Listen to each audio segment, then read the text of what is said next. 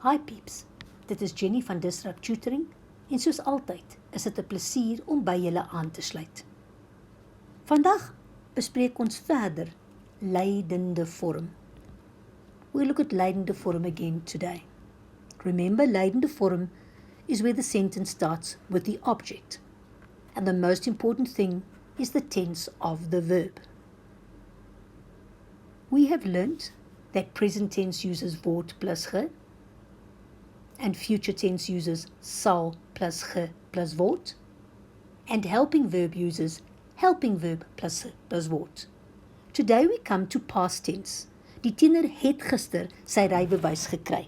Het gekry. And it might seem strange this, but for the leidende vorm past tense, we use is plus ge. Sounds strange? It is correct. So let's do the answer. Sy rybewys is, verb comes second. Is there an adverb of time? Yes, gister. So let's write that next. Is gister. Now we put my subject introduced by dear. Dear, die tiener. And then my second verb at the end, it already has a ge, so it doesn't need another one. Gekry. Leidende vorm past tense, we use is plus ge. Strange, but correct. The most important thing in the leidende vorm is the tense of the verb. Present tense uses word plus ge. Future tense uses sal plus ge plus word. Helping verb uses helping verb plus ge plus word. And past tense uses is plus ge.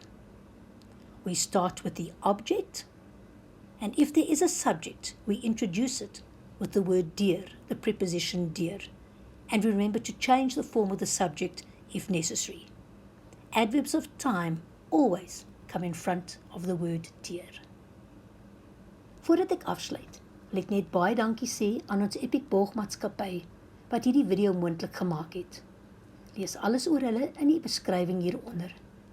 Onthou om ons webtuiste te besoek vir meer van hierdie Epic Studieklas video's. As jy nie die antwoord op jou vraag kan vind nie, stuur vir ons die vraag en ons sal antwoord met 'n persoonlike video net vir jou. Tot volgende keer.